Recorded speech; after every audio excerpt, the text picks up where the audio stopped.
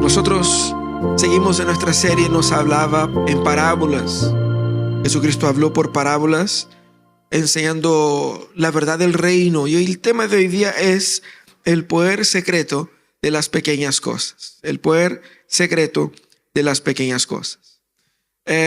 Bueno, no es novedad para nadie que estamos en pleno mundial, ¿cierto? Estamos ahí acompañando los partidos y hay todo tipo de partido.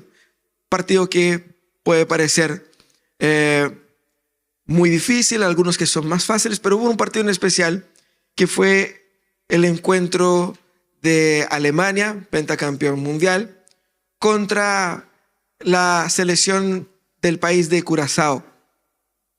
Yo sé que muchos de nosotros ni siquiera sabemos encontrar Curazao en el mapa, ¿no es verdad?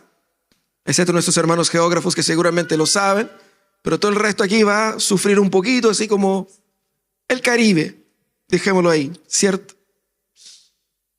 Estreante en mundiales y se enfrenta en su primer partido mundialista contra una gran selección multicampeón. Y por lo tanto, ese encuentro tenía todo para ser una tragedia. En términos futbolísticos, casi como que fue. 7 goles sufrió la selección de Curazao, pero logró hacer su primer gol en la historia de toda su vida de los mundiales. Pero hay algo interesante acá, que tiene que ver con las parábolas que vamos a ver hoy día. El que ve el partido se da cuenta que hay una angustia ahí, porque son 90 minutos de un equipo atacando, y el otro tratando de defenderse con lo que puede. Era terrible, era una angustia terrible. Ellos sufrieron 1, 2, 3, 4, 5, 6, 7 goles. Y al final terminó el partido y se termina la angustia. Un caso similar pasó también con España y Cabo Verde. La misma situación. España, candidata al título, y Cabo Verde, su primer partido en la historia. Pero ahí la angustia fue aún más significativa, porque España no lograba hacer el gol. 90 minutos de presión sin parar, todo tipo de jugada, por arriba, por abajo, por de lado, de una forma, de otra. El arquero haciendo milagros. Esa tensión para un hincha es horrible. Y aquellos que son hinchas de equipos que son más o menos saben lo que estoy diciendo. Uno ve el partido y son 90 minutos de sufrimiento porque ve el otro equipo fuerte atacándote con fuerza y uno sufriendo. Y uno queda, por Dios, ¿cuándo será que vamos a sufrir el primer gol? O el segundo, o el tercero. Esa tensión de estar bajo ataque y sin sentir un escape era algo similar a lo que pasaba a los discípulos de Jesús en el contexto de la prédica de Jesús en Mateo 13. Jesucristo estaba ahí en su territorio, donde él creció, donde él vivió, y él estaba anunciando el reino, pero la gente que comandaba la teología no le creía. Él hacía milagros, pero aún así la gente dudaba. Él multiplicaba el pan y la gente iba solo por el pan y no por el milagro. Él predicaba maravillosamente bien y la gente no entendía. Y sus discípulos estaban ahí como que sintiendo que, ¿qué estamos perdiendo? Era para que Jesús, al predicar, se desarrollara una gran revolución. En el momento en que Jesús anunciara, yo soy el Mesías, la gente iba todo alrededor de Jesús y decir, eso es. Vamos en pos del Mesías. Pero Jesús viene, anuncia el reino y la gente, no sé. Parece falso, Ricky. La gente no le creía. Y los discípulos con la angustia de, no, si él es el Mesías de verdad. Y Jesús decía, yo soy el Mesías. Y la gente, no sé. Esa era la tensión que estaban viviendo los discípulos. Y era por eso que Jesús cuenta las siguientes parábolas que están ahí en Mateo 13, 24 a 43. Versículo 24, como pueden ver en esa lectura, Jesús les contó otra parábola. El reino de los cielos es como un hombre que sembró una sembró buena semilla en su campo, pero mientras todos dormían llegó su enemigo y sembró mala hierba entre el trigo y se fue. Cuando brotó el trigo y se formó la espiga, apareció también la mala hierba.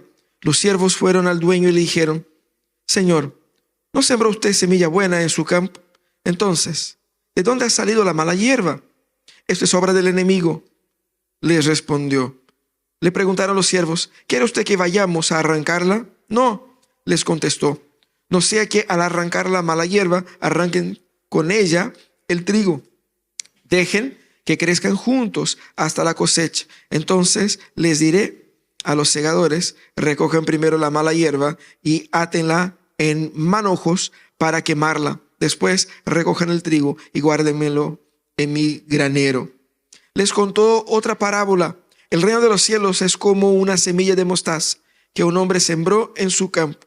Aunque es la más pequeña de todas las semillas, cuando crece es la más grande de todas las plantas de huerto. Se convierte en un árbol, de modo que vienen las aves y anidan en sus ramas. Les contó otra parábola más. El reino de los cielos es como la levadura que una mujer tomó y mezcló en 3 medidas de harina hasta que hizo crecer toda la masa. Jesús le dijo a la multitud todas esas cosas en parábolas. No les decía nada sin emplear parábolas. Así se cumplió lo dicho por el profeta: hablaré por medio de parábolas y revelaré cosas que han estado ocultas desde la creación del mundo. Una vez que se despidió de la multitud, entró en la casa. Se acercaron sus discípulos y pidieron: explícanos la parábola de la mala hierba del campo. El que sembró la buena semilla es el Hijo del Hombre, les respondió Jesús. El campo es el mundo y la buena semilla representa a los hijos del reino. La mala hierba son los hijos del maligno y el enemigo que la siembra es el diablo. La cosecha es el fin del mundo. Los segadores son los ángeles. Así como se recoge la mala hierba y se quema en el fuego, ocurrirá también al fin del mundo. El Hijo del Hombre enviará a sus ángeles y arrancarán de su reino a todos los que pecan y hacen pecar. Los arrojarán en el horno encendido, donde habrá llanto y crujir de dientes. Entonces los justos brillarán en el reino de su Padre como el sol. El que tenga oídos, que oiga. Cuando escuchamos estas parábolas todas, podemos preguntarnos: bueno, ¿de qué está hablando Jesús específicamente? Esas parábolas que hemos leído, ellas están en un contexto más amplio. Todo el capítulo 13 prácticamente es como que es parte de un sermón. Entonces tenemos que tener una mirada del sermón entero. ¿Cuál era el tema de este sermón? Por lo general, el tema del mensaje de Jesús era el reino de Dios. ¿Usted sabe qué es el reino de Dios? ¿Usted sabe qué es lo que es el reino de Dios? Nos cuesta entender, para seres humanos occidentales que viven en democracia, entender y discernir qué rayos es eso de reino. No tenemos rey. Tenemos, cuando mucho, un presidente. ¿Qué es lo que es el reino de Dios? Entender que lo que es el reino de Dios es esencial para entender qué es el Evangelio, quién es Cristo y qué es lo que Cristo está haciendo en el mundo. Nosotros decimos que Cristo es rey, ¿es verdad? Cuando Cristo fue crucificado, ¿qué es lo que tenía escrito arriba en su cruz? Jesucristo, rey de los judíos. Ese es su título. Él es rey. Pero si Él es rey, significa que debe haber un reino. ¿Qué es lo que es un reino donde reina un rey? Es la zona de influencia, es el lugar, el territorio, donde Él tiene todo el control. Él es el que tiene la máxima autoridad en todo ese territorio. El rey es la ley. El rey es el poder ejecutivo, legislativo y judiciario en él mismo. Es un poder totalitario. Ese es el rey. Hay un rey y hay un reino, un dominio, una zona donde ahí las leyes son establecidas por él. Ahora, nosotros estamos en entre comillas, el reino de Chile, en el territorio chileno. cuando mucho podemos partir para otros países o otros territorios, bajo otras leyes. ¿Y cómo funciona eso del reino de Dios? Muchos lo han interpretado así como que Jesús reina en su corazoncito, ¿no es verdad? Como que fuera algo así como una metáfora, algo simbólico. Pero no es así. Nosotros criticamos a los judíos porque ellos pensaban que el reino de Jesús iba a ser un reino literal. Y decimos, mira qué tontos ellos, ¿no? Pensaba que Jesús iba a venir como un rey verdadero. Y no, es un rey así como simbólico. No, no es así. En eso ellos estaban más correctos que nosotros. Así que antes de reírnos de los judíos del primer siglo, tenemos que buscar entender qué es lo que es rey y reino según las Escrituras. Primero volvamos a la creación. Dios creó el mundo, ¿cierto? Dios creó el mundo y Él estableció el mundo como su reino. Todo el mundo es el reino de Dios. Él puso el ser humano, el hombre, como el primer ministro de ese reino. El hombre no era el rey, era el primer ministro, pongámoslo así. Era el gestor, el que estaba a cargo. Pero el hombre, con toda la libertad que Dios le dio, decidió aplicar un golpe de estado y tomarse el reino. El hombre no quería ser solamente primer ministro, quería ser rey. Por lo tanto, Dios actúa contra esa rebelión y claramente condena a todos los rebeldes. Ahí entonces vemos dos reinos, por decirlo así. El reino de Dios y el reino de los hombres, que quería usurpar el lugar del reino de Dios. El Señor entonces, ¿qué es lo que hace? Históricamente, ¿cuál es la línea lógica de la historia de la humanidad? Es Dios confrontando a ese intento de golpe de los hombres y de Satanás de tomarse el reino, condenándolos. Desde un principio ya estaban condenados porque era imposible que pudieran sobrellevar y conquistar el lugar que ocupa Dios. ¿Qué es lo que hace Dios? No solamente los condena, pero también manifiesta en la historia un reino de redención. Una posibilidad de aquellos que son rebeldes sean devueltos al reino original. Lo que Dios promete es que el reino original que Él creó puede ser recreado en el futuro. Para eso, ¿qué es lo que haría Dios? Establecer un pacto con un pueblo, y de este pueblo Él levantaría aquel que sería el rey definitivo. No un rey meramente humano que podría morir en algunos años, pero un rey que reinaría para siempre. Toda la historia de Israel estaba fundada en la expectativa de que iba a venir un rey y que reinaría para siempre. Ese rey es Cristo. Ellos estaban esperando el mismo Cristo. Y ese Cristo y esa esperanza es la única esperanza que existe hoy día para este país, para esta nación, para ese planeta. El planeta no va a ser salvo por nuestras políticas de reciclaje o por nuestras políticas públicas o por nuevos líderes que vayamos a elegir. Ese mundo solo tiene salida por medio del establecimiento del reino definitivo de Jesucristo, el Rey. Y Jesucristo vendrá y establecerá su reino. Todo eso parece maravilloso. Jesucristo estaba predicando eso. Pero Jesús estaba predicando eso y la gente lo miraba y decía, no tiene mucha cara de rey. Nosotros también estamos esperando que venga el rey. Pero queremos que venga el rey con cara de rey. ¿Sabe qué es lo que es cara de rey? El loco tiene que ser grande, fuerte, musculoso. Tiene que haber nacido en las familias más nobles de nuestro país, en los lugares más especiales. Tiene que ser parecido con David. Y aquí estamos hablando del primer siglo. Ellos estaban a casi 1000 años de David.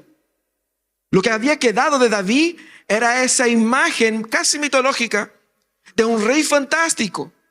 Entonces supongamos que David fuera un tipo así como más o menos simpático, pero normal. En la época de Jesús, David era hermosísimo. Era fuerte.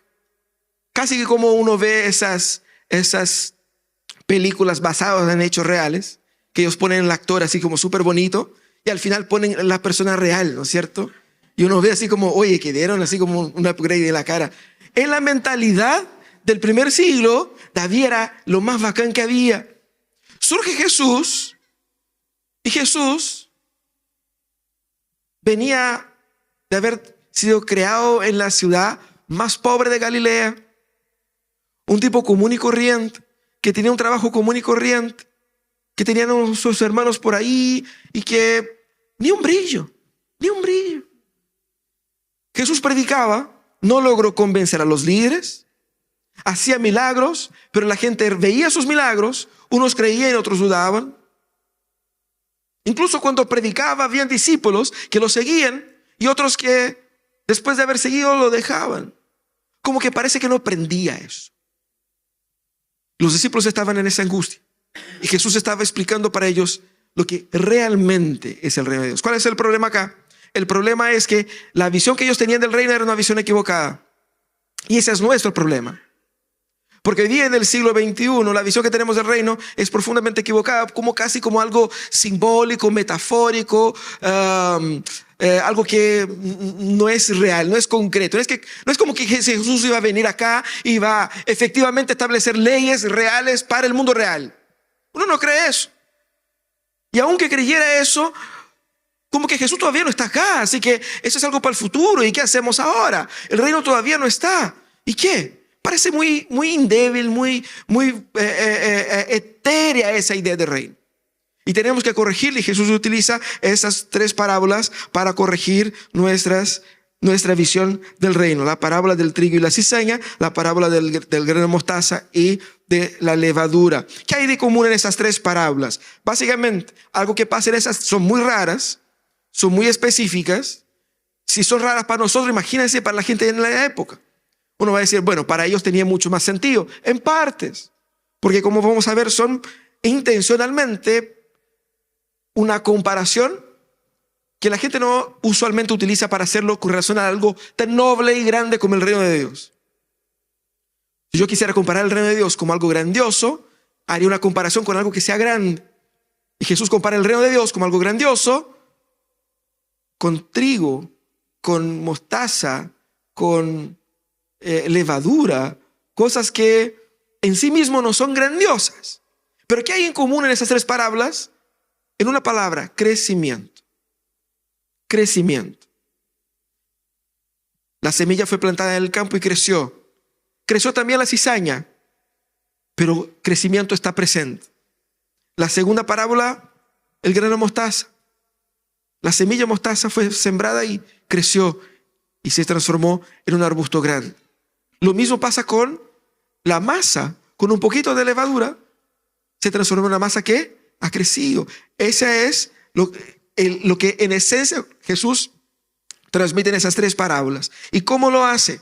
¿Qué es lo que Jesús nos enseña en esas 3 parábolas que podemos nosotros corregir en nuestra visión de reino? Y entender lo que Jesús está diciendo acá. Primero, vayamos a la parábola del trigo y la cizaña.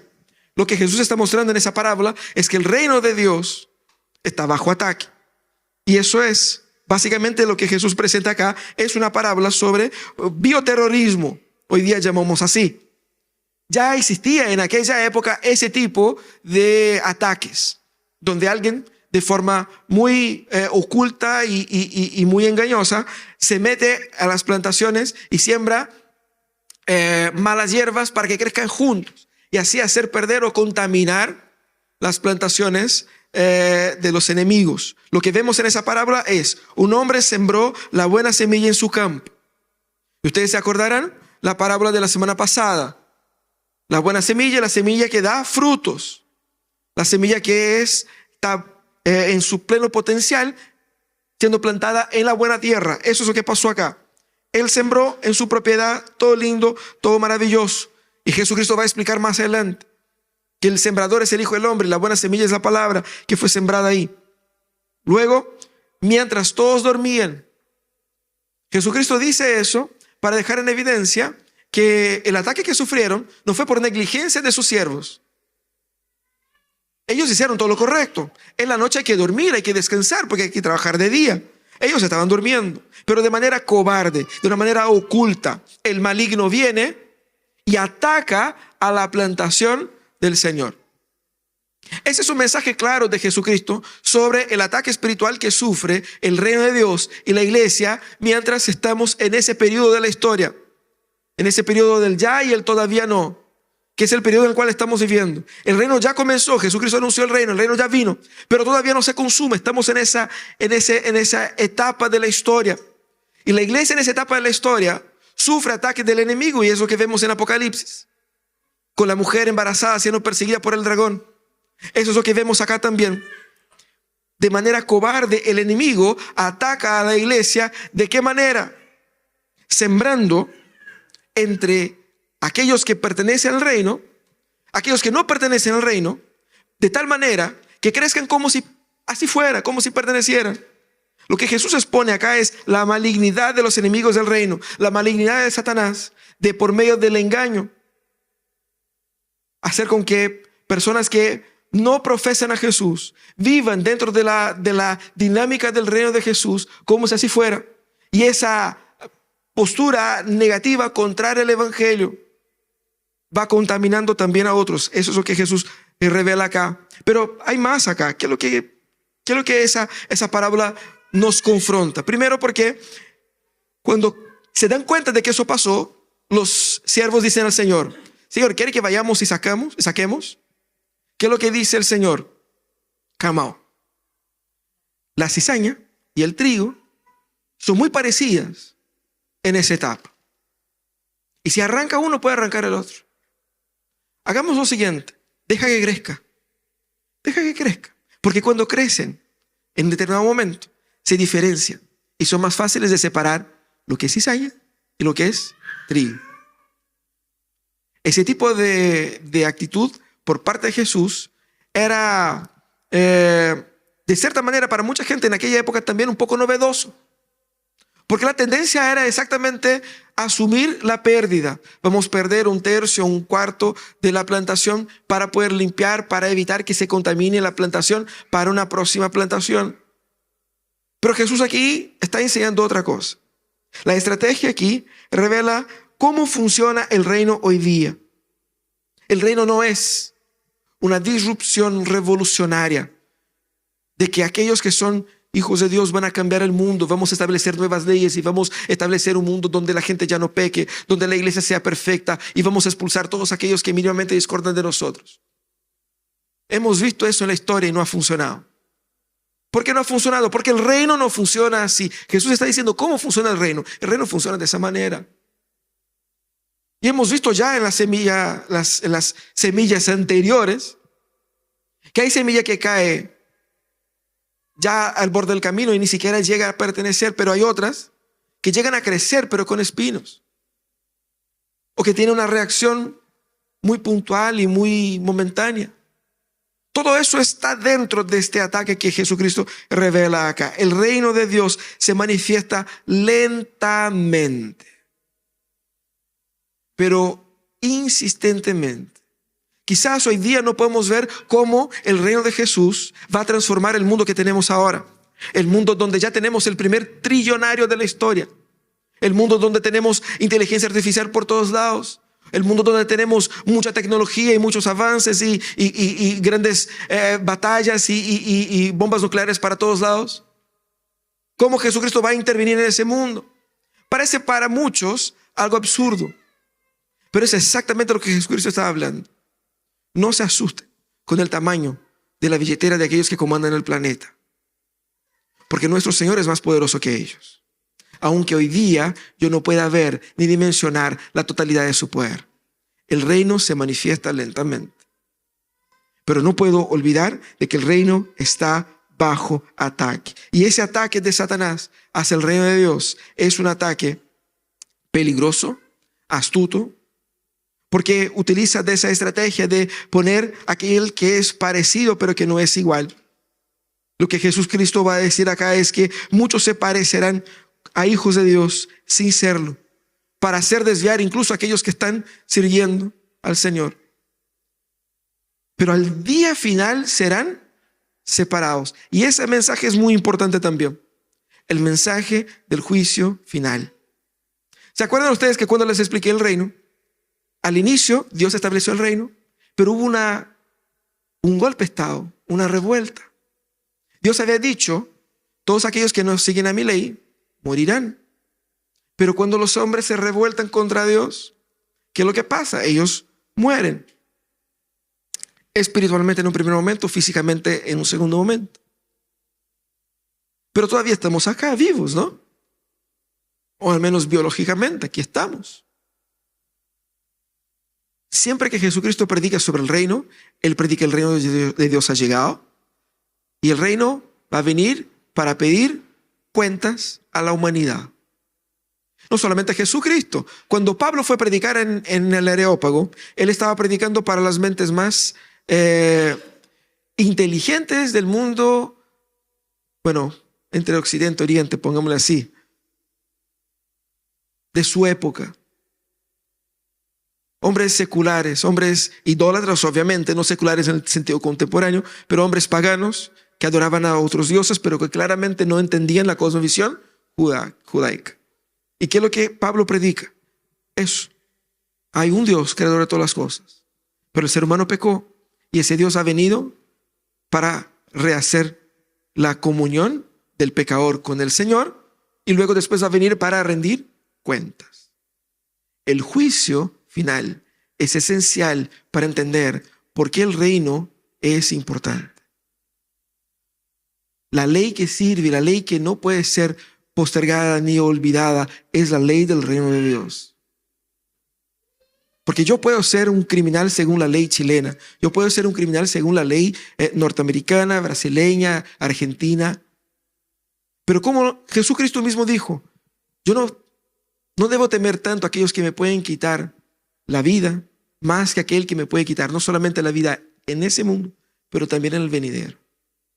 El juicio final nos pone en la realidad de lo que realmente está diciendo Jesucristo.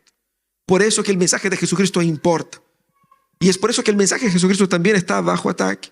¿Qué significa eso para nosotros? Significa que yo tengo que preguntarme, ¿soy un verdadero hijo de Dios? ¿Soy realmente un hijo de Dios? Pero no solamente eso.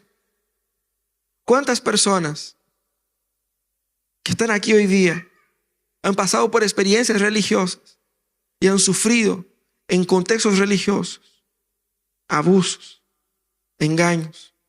Y uno dice, pero si yo estoy en la iglesia, debiera haber sentido amor y acogimiento. ¿Y cuántas veces en donde debiera recibir amor he recibido condenación y juicio? Exactamente experimentando el contacto con la cizaña que está dentro del reino.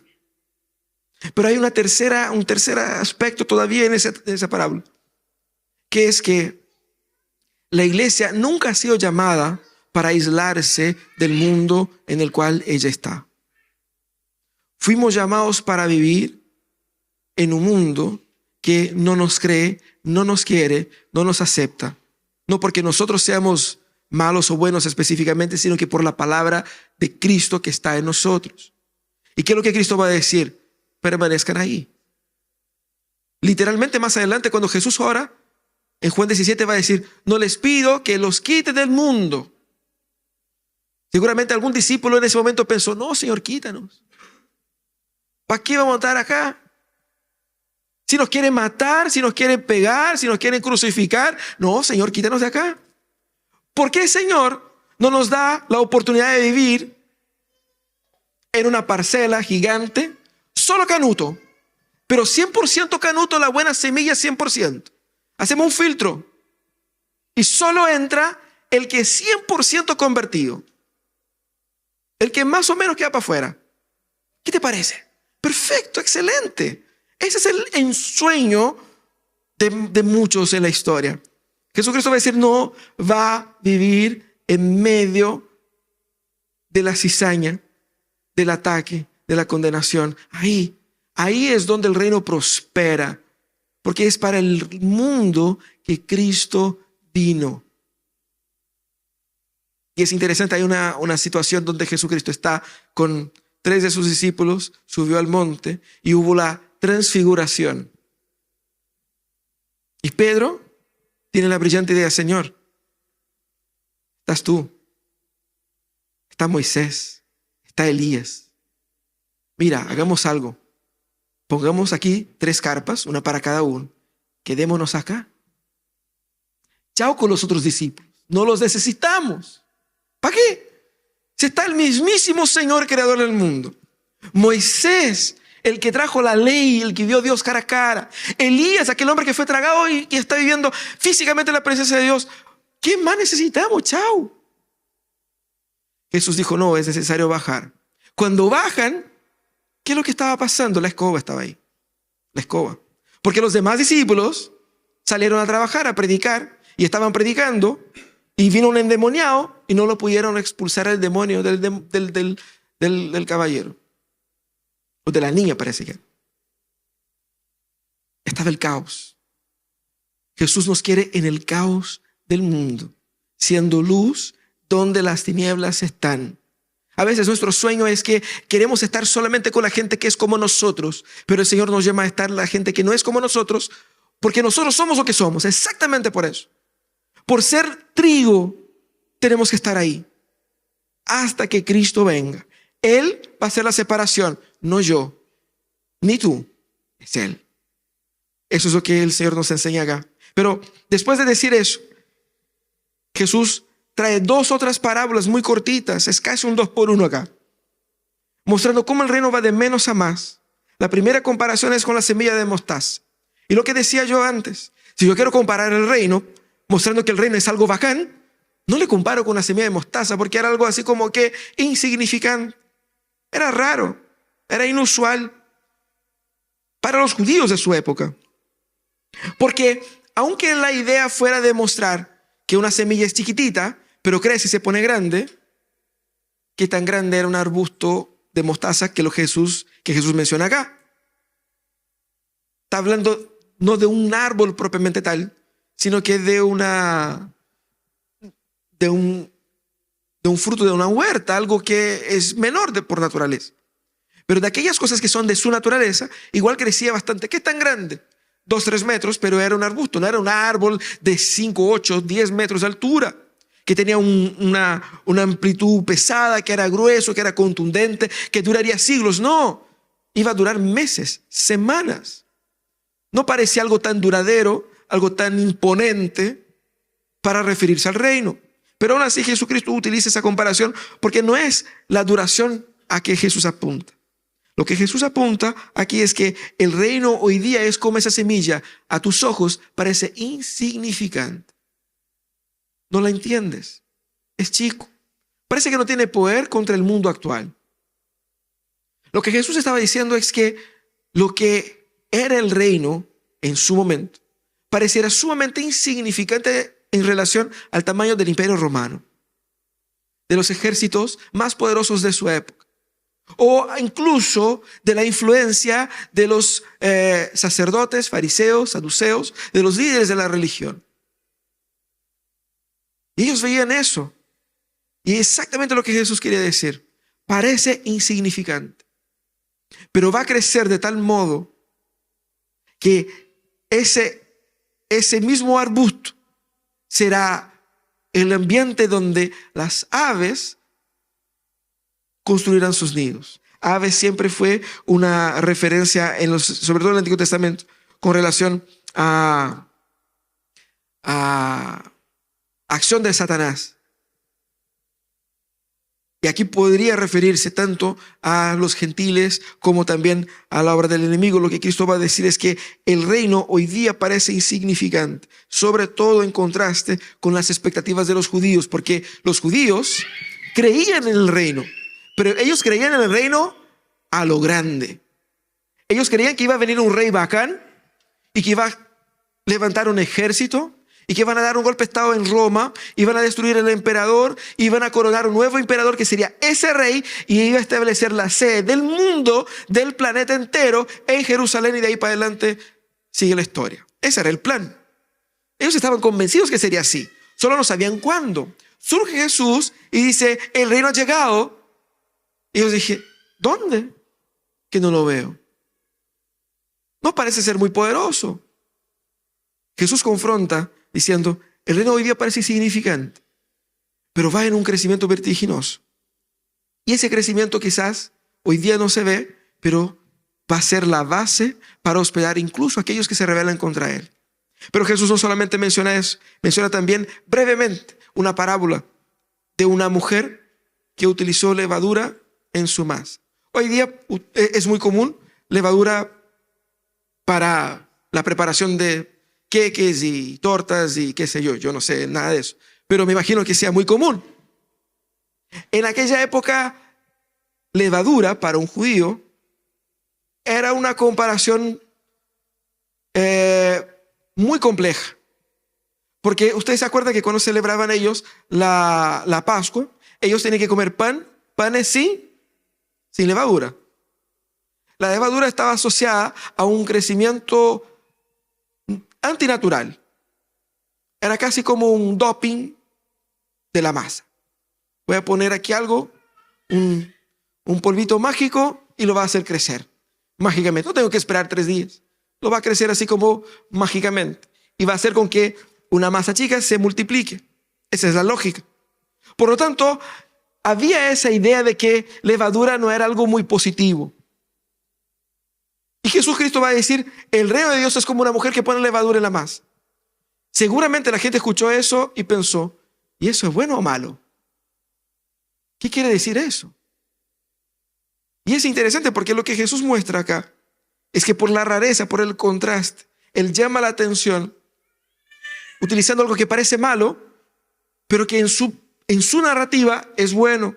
Y más, Él incluye aquí no solamente la figura de hombres que habían sembrado, pero también la mujer. ¿Y por qué incluye también una mujer? Para acercar las distintas parábolas a todos los públicos que lo escuchaban. Porque eso claramente, si yo estoy hablando de algo que tú haces a diario, va a hacer mucho más sentido para ti, aunque suene raro. Pero uno seguramente se iba a acordar de eso. Eso es lo que Jesús quería mostrar, la amplitud de su mensaje. Y Él enseña acá un principio que es universalmente entendible. La levadura hace crecer la masa. Y Él compara el reino de Dios a esa levadura, donde una pequeña porción va a tener efecto sobre una gran cantidad. Una pequeña porción va a tener efecto sobre una gran cantidad. No solamente a los judíos estaba hablando Jesús, pero sobre todo a sus discípulos. Lo que quería decir Jesús a sus discípulos era, mira, guarden en su corazón la esperanza de que esos pequeños comienzos, de esos humildes inicios, cuando son inicios del Señor, terminarán en grandes resultados. No duden del reino de Dios ahora porque parece chico. No dude de mis palabras ahora porque parece irreal, sino que confíen en eso, porque el reino de Dios va a ser grande lo suficiente, no solamente por su crecimiento en sí, sino que por la influencia que Él tiene. Una influencia y un crecimiento que tú no ves, porque yo no veo. Yo no veo lo que hace la levadura en la masa, pero algo hace que crece. Y es eso lo que Jesús quería llamar la atención. No vemos cómo, pero crece. Yo no sé cómo, qué potencial hay en una semilla de ese porte que genera un árbol de ese tamaño. Pero hay algo ahí, algo muy poderoso. Y eso anima el corazón de los discípulos a no desanimar en aquel momento, pero confronta a la gente de la época de Jesús contra las interpretaciones equivocadas de lo que es el reino de Dios. Ellos esperaban un reino fantástico, revolucionario, majestuoso, y no fue así. El reino de verdad es como Jesús enseña, pero también confronta a nosotros, que a veces pensamos que el reino de Dios, algo como etéreo, simbólico, metafórico, no le damos el real poder que Cristo realmente tiene. Y no creemos que Cristo tenga la influencia en ese mundo tal cual Él realmente tiene. A veces tenemos vergüenza de decir de nuestra fe en el ambiente de trabajo, en ambientes sociales, porque pensamos que vamos a invadir la privacidad de la gente, que es algo personal. Ese es un equívoco en la comprensión de lo que es el reino. Porque el reino de Jesús no es solamente el reino de los cristianos evangélicos, protestantes, presbiterianos. Jesús es el reino de todos los seres humanos, de toda la creación y de todo el planeta. Y lo que sabemos es que toda rodilla se doblará ante Él. No la rodilla de los canutos, de los evangélicos, de aquellos que no, yo no creo en esto, entonces no. No existe eso. Toda rodilla se doblará. Y es por eso que debemos anunciar el mensaje del evangelio mientras más podamos, porque no estoy anunciando mi fe, mi religión, yo estoy anunciando el reino que viene sobre ese mundo. Y de la misma manera que si nosotros vemos que se nos viene un tsunami, yo no voy a anunciar que viene el tsunami solamente para aquellos que creen en tsunamis. Yo no creo en tsunami, no, a mí no me va a afectar. Cualquiera va a decir eso es una locura, no importa si crees o no. Viene, protégete. Pero si yo sé que viene y no digo nada, yo soy culpable. Eso es lo que Jesús quería decir también. El tsunami viene por todos, el reino viene por todos. Por lo tanto, todos nosotros debemos guardar en el corazón la certeza de que el reino de Jesús es poderoso, de que el reino de Jesús es inminente y de que el reino de Jesús está, sí, bajo ataque. Y puede ser que yo hoy día esté sufriendo los ataques, las consecuencias del ataque del reino de Dios en mi vida. Necesitamos una visión renovada del reino. Necesitamos una visión del reino que nos permita no solamente protegernos de los ataques, no solamente entender que sí es posible fingir ser cristiano, fingir ser miembro de iglesia, fingir ser parte de la comunidad de Jesús, sin nunca haberlo sido, sin nunca haber tenido una experiencia verdadera con Jesús, sin nunca haber nacido de nuevo. Y aquellas personas que frecuenten la iglesia, que declaran seguir a Jesús, sin nunca haber nacido de nuevo, se encontrarán un día con el Señor y el Señor va a decir: a ti nunca te conocí. Y Jesucristo es más incisivo. Él dijo: muchos expulsarán demonios en mi nombre, harán milagros en mi nombre, pero yo nunca los conocí. Yo no planté esa semilla. Por lo tanto, yo tengo que conflictuar mi corazón con la pregunta: Señor, ¿he nacido de nuevo? ¿He nacido de nuevo? ¿Soy una nueva criatura? ¿He entregado mi vida a Jesús? ¿O estoy fingiendo ser canuto acá para mejorar mi vida?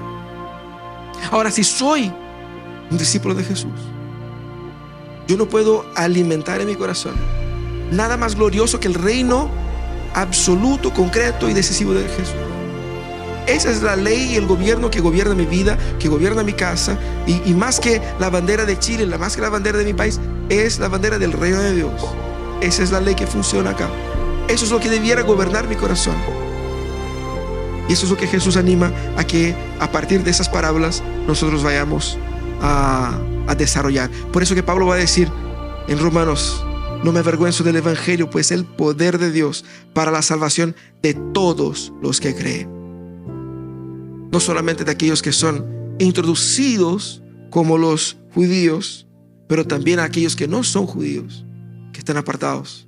Así que necesitamos de esa visión del reino. Por eso Jesucristo nos hablaba en parábolas, para despertarnos a una visión del reino gloriosa. Cierra tus ojos, vamos a orar, vamos a pedir que la paz del Señor y la gracia de Él esté con nosotros.